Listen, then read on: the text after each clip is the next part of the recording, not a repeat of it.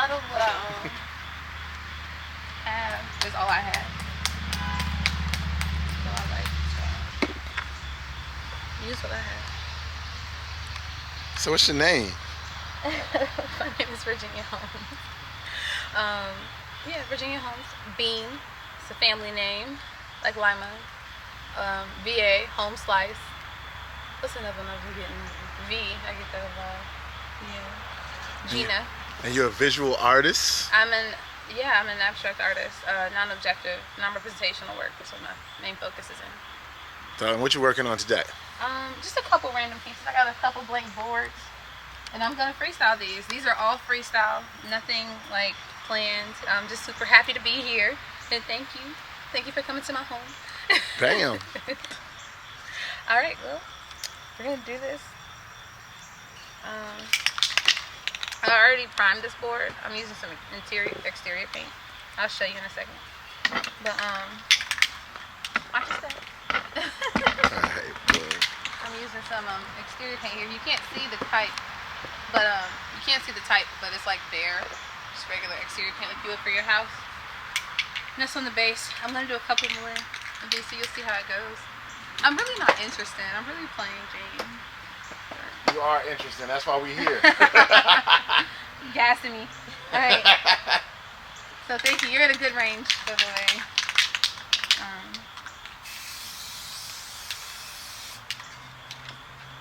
This is clearly fire.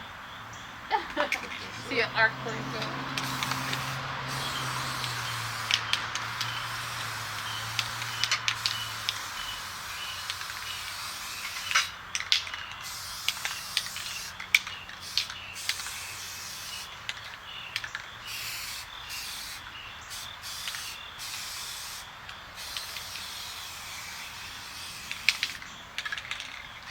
I ran out of painter's tape. Irritated. Painter's tape? Yeah. Because I've been trying to get back into this old technique I used to do with paint. And it's not even a thing.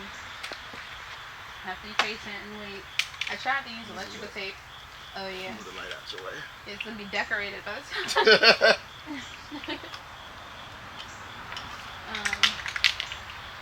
This old technique I used to use.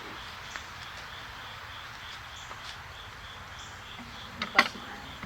Okay.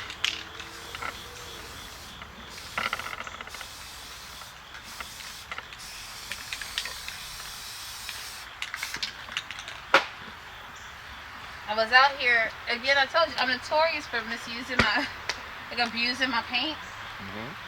So I'm like taking the paint off. Look, it's like. There's like a layer of paint on the table. Well, it's an art table, so it's all good. I know. And by the way, because of the specific style I'm going to be doing, I paint over the cans. So I'm like kind of like winging it with the colors. So fingers crossed.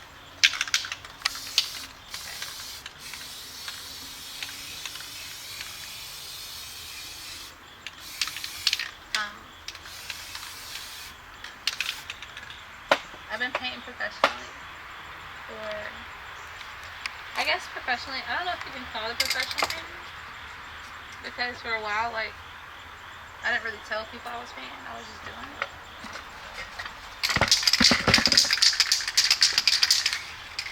So you keep talking, I'm going to go get my mask. I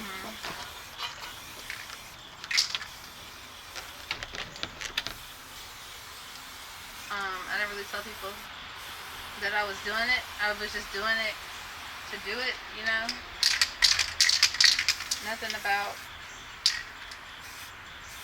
what I had going on was really, per se, like, influencing so much of what I was doing in real life, but it definitely came out of my art. And it made me start paying more attention to how I was actually feeling in life, to be honest. And like, it influenced my decision to start dealing with things that would happen to me, because I had an outlet. Like, I really have a space that I can create safe space for myself. And it's free. You know, obviously it costs, but it's free for me.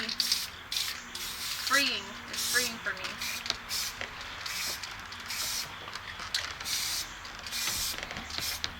My friend would say stop.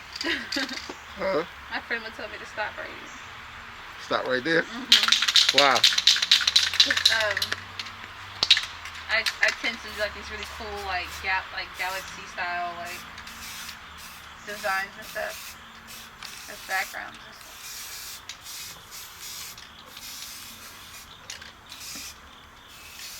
And I don't know. I don't know. It just that's like usually my go-to. I guess because I'm using spray paint and a lot of the colors I'm using are very vibrant. Gotcha. Yeah, it's a style I can recreate pretty easily.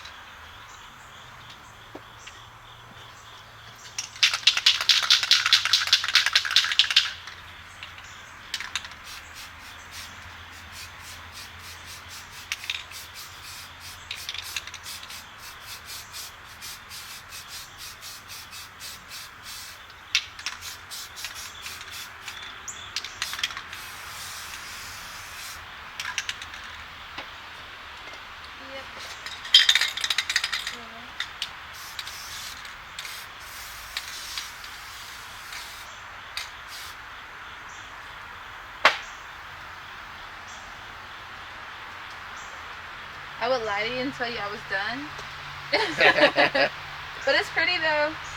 It is pretty. I like the color. Yeah.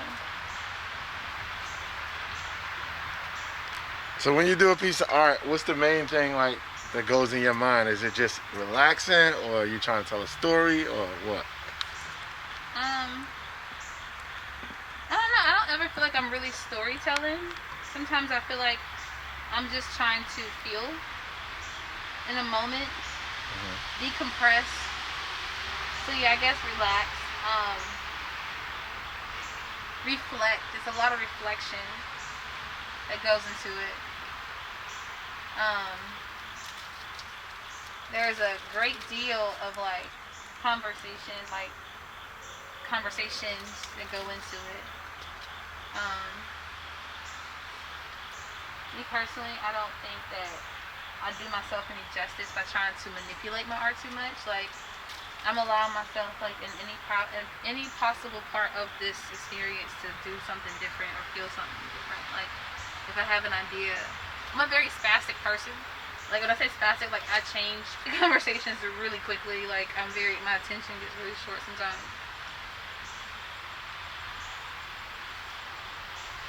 So I feel like for me, I have to do something that keeps my attention. And this to me is one of my biggest focuses. Like being able to execute over and over and over again. It's like an adrenaline rush. Like, okay, I did it one time. Can I do it 2 times? Can I do it 3 times? Okay. And then when you start to hone in on like the commonalities that you're starting to hear, and I guess that's the right word to use, commonality. You start to hear certain things repetitively, and then when you start I like the way that drip is happening. Thanks. Pretty cool. Yeah. Using what I have, man.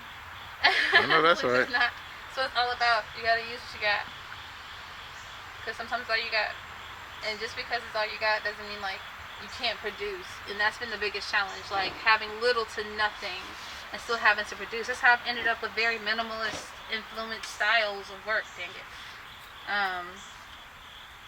Because I only had 4 colors, you know? Gotcha. So it's like, to be honest, it's like a narration of conversations you can't have out loud, man. And it ain't, sometimes everybody like ain't gonna understand what that means, especially if they never had to like tap into it. You know what I mean? Right. To be honest, we're like, I've been hearing it lately. It's because it's true. We vessels, like there's nothing we can do about it. Many are called, a few are chosen. And talk about the game. The game, we've been playing the game from birth. It's just depending on like how fast you're trying to run to the finish line. Some people are distance runners. Some people are sprinters. There's a time for everything. Sometimes you gotta be fast. Sometimes you gotta be patient. And when life teaches you patience, like, you can't question it.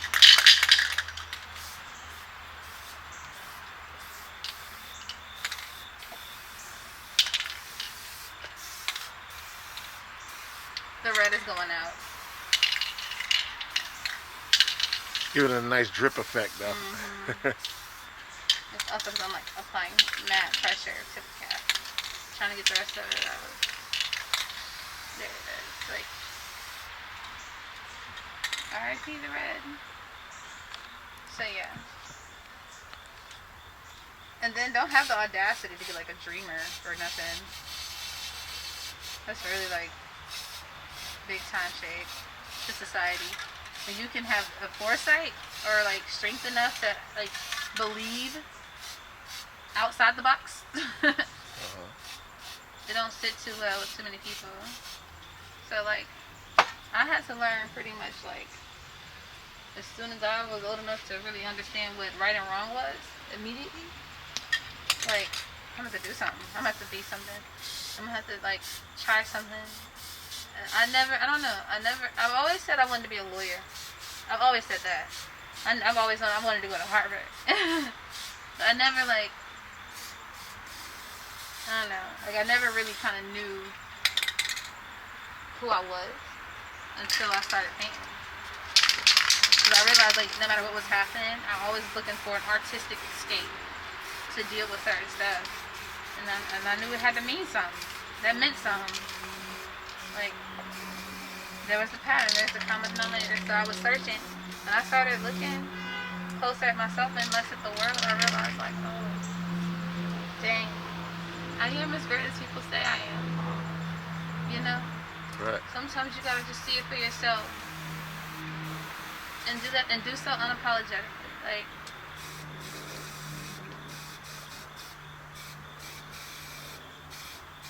I don't know. So yeah, art is everything.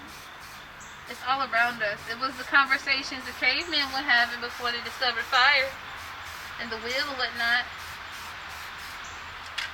Same conversation. And they understood it. Because I don't understand like why like they don't put art back in schools and stuff. So it's like, what?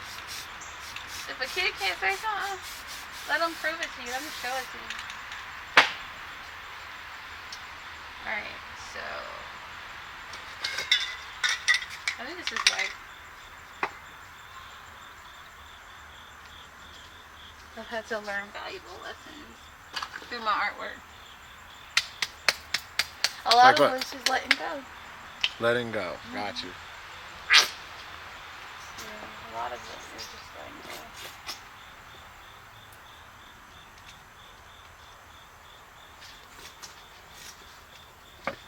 Doesn't mean like what you gonna do, right? Sometimes you gotta just let go. That's true.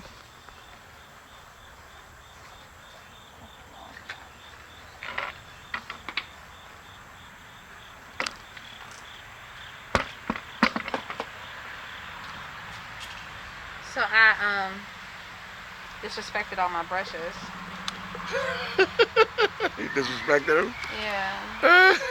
What does that mean? You Like, disrespected they're him? all dry and dead.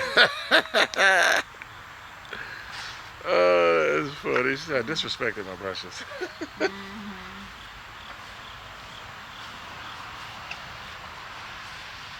The ability to create is what we do. Because you can do it. And you know Right. you can. How often do you get to do exactly what you want all the time? Sometimes not. But if you're an artist, often enough, it's where you find release. And that's all we want.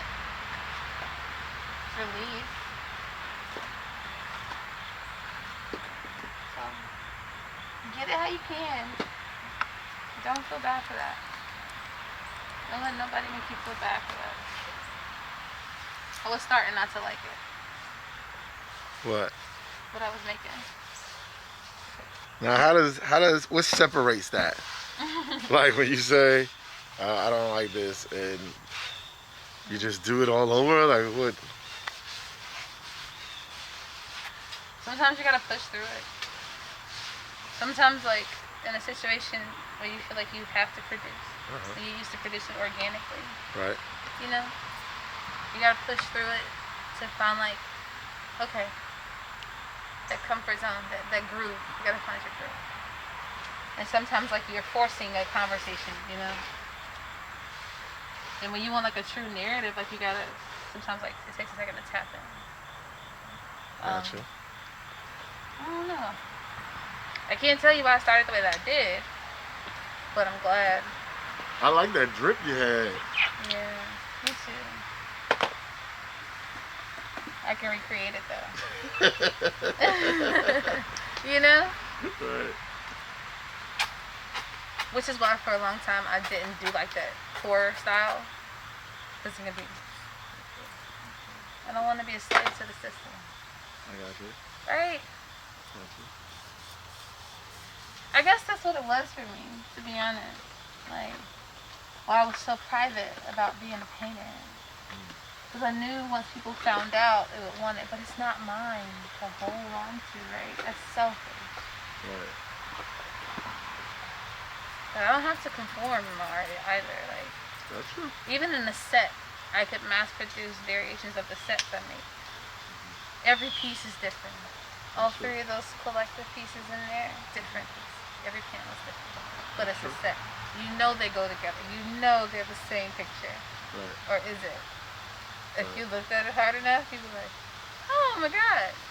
Like, but it goes like, without saying, I guess. I was showing a friend of mine a piece of art I did, and they was like, I see the bird. I was like, what bird? Wait, there's a bird? I was like, where's a bird? It was like, look, I see the beak. I see that. There's a beak? I was like, I didn't make a bird in this picture, but if you see one, thank you for you have a conversation with that bird. Mm-hmm. Talk to the bird. Ask him how you got there. Right. I didn't let you in, bro. Oh, man. Stuck in the back.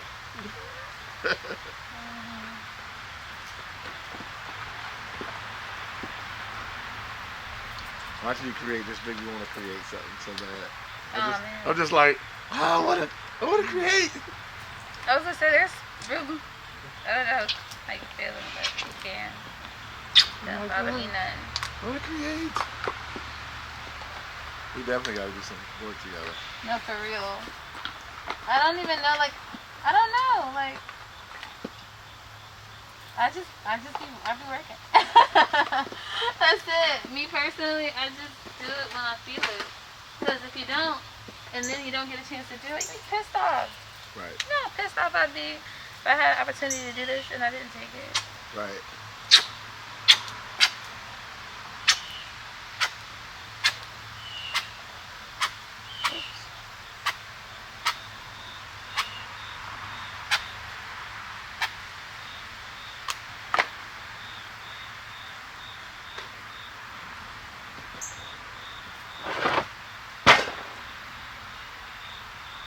Like some Aggie pride over there. Oh, what? First relation. Right.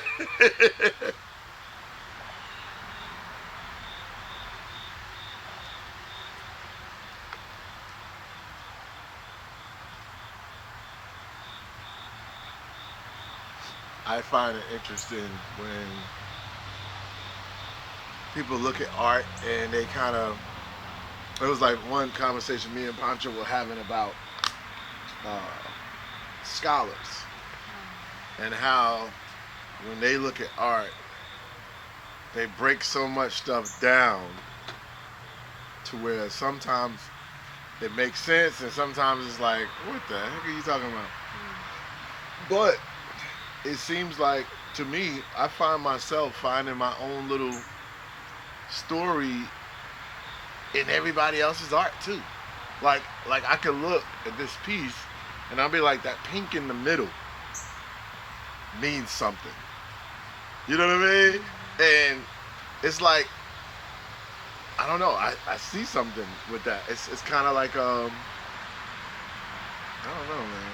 Or maybe I go too deep in my mind, but I would have swore you did that on purpose. You know what I'm saying? I'd have been like, that's on purpose. That's kind of like the sensitive spot or something. You know, I don't know. But I think that's what I enjoy about art too. Is when I see certain pieces of art, I try to imagine what was the artist going through, or what were the artist thinking of, or was it nothing? You know what I mean? Or it becomes a question to the artist. You know, because some artists will tell you, yo, this is when this happened in my life, or that happened in my life, and I was going through this, or this means that, or hey man, I was lit that night. I was just throwing stuff. Woke up the next morning like, well, okay, challenge accepted. Right. Do this more often. Right. That's a dark way to go, bro. Right. Some of my best work I feel was when I wasn't sober. When you wasn't? Right? Because, like, to be honest, man, it's all a part of it. Right. It's all a part of it. Some make it, some don't. That's the truth, though. But I'm thankful for the process. That's just the difference between a lot of people. Just being thankful and for the process, trusting it, and like, it's hard work, having faith. Right. In anything. That's true. Let alone yourself. They want us to believe God. And it's hard to even believe in myself. And it's like sometimes you have to see the God in yourself.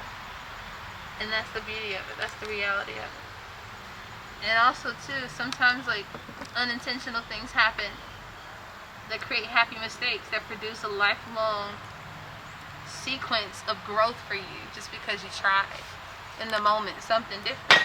Oops, break it.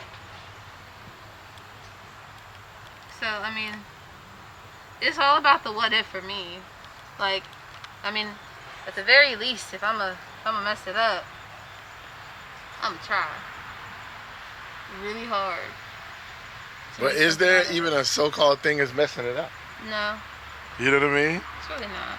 Because it's like one thing I see when it comes to art is if you don't agree with something, you go right over it.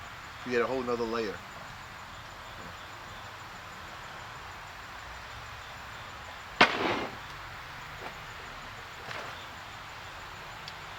Smudges and bumps.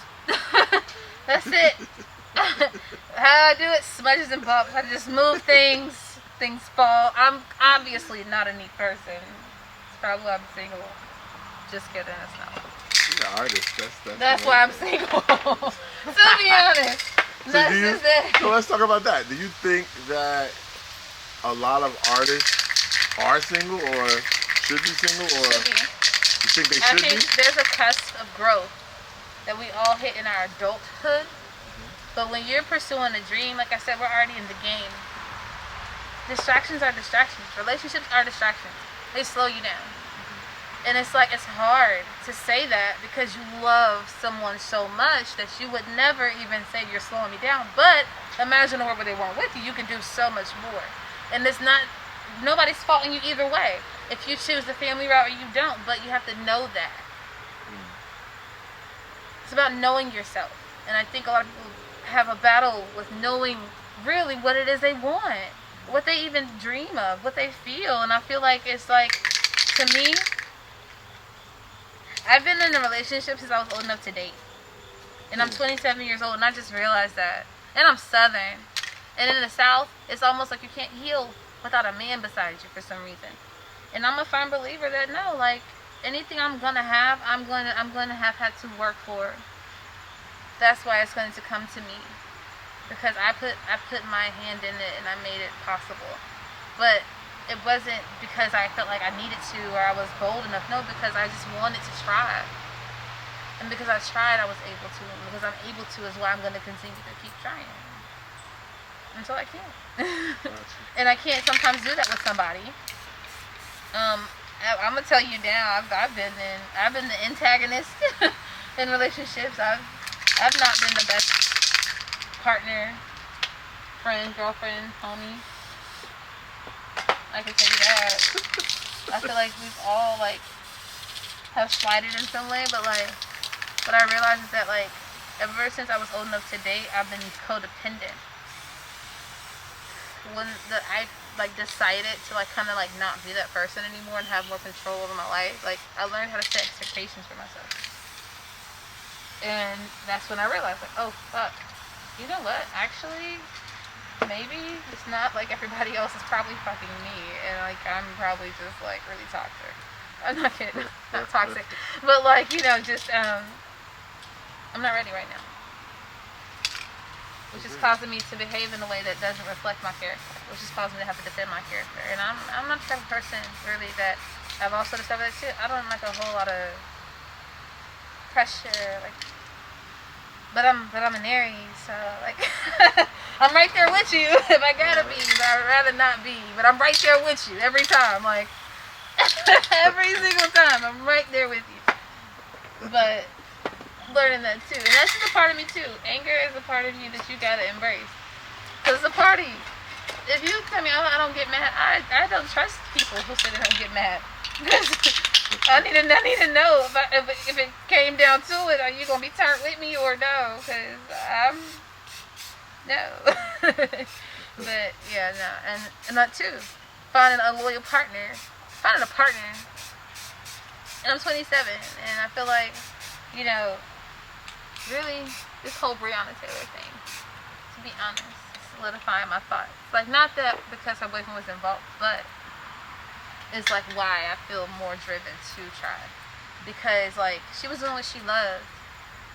You know what I mean? Like, she died already in her field, like, headed in a direction of positivity. Like, that was the sum total of her life thus far.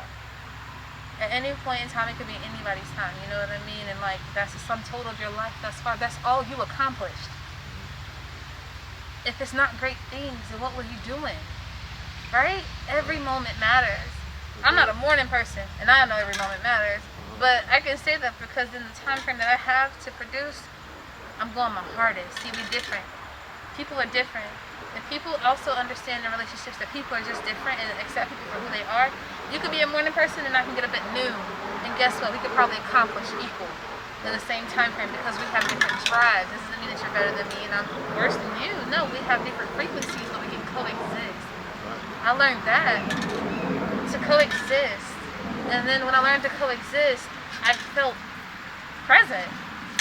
Like I had something to give. Because I do. And then, like, that too, you can't be trying to prove your value to everybody. Anybody who can't see your value, I tell you. I don't believe in monogamy. Believe it or not, I don't. I found out the hard way. Because I'm not monogamous. I am loyal, though. I can be. But if it's not required, then it ain't required. Because in my mindset, I don't believe that people have one soulmate. I feel like you can have soul ties with other people just off of a conversation. It could be a conversation that you have, and unless that person's, drive for you. I don't believe that people should be required to bind themselves to one person unless they truly believe in it, and oftentimes it's not. Oftentimes we find that there's still that second guess, and I think people want to say, oh, it's because the devil's testing. No, it's because you're human. Ooh.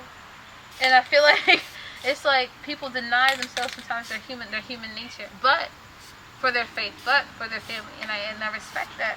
But also too, how I've been fortunate enough to live my life, I see that it works different for me. I have friends. All my friends are married with kids. Every single one of them, or they have kids. I could have been a mom. But I'm not. And I don't know. Like, I had a very, very interesting, like I said, like roundabout with relationships that has my perspective of relationships very askew. I don't think that we as people give ourselves enough opportunity to really live and experience life in a way that they deserve. And I feel like if you deprive yourself of that, you're gonna spend your whole life wondering. And also too, I'm curious about nature. So I've always been a kid, like asking my mom, but why? But why? And getting like those like weird answers, like, oh, just because that's not what? That don't mean nothing. So systematic.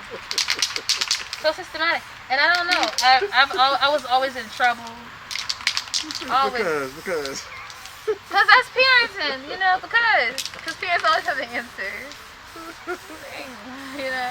And that's the beautiful thing about parenting. You're gonna have to wing it.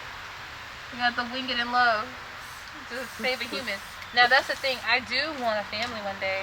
I'm country, so I want like a tin barn or something. And I'm a hippie, so I feel like by default, not because I chose this life, it chose me. I was running like away from life. I was running away from this. I didn't even know it. But it's brought everything full circle in my life because of it. Mm-hmm.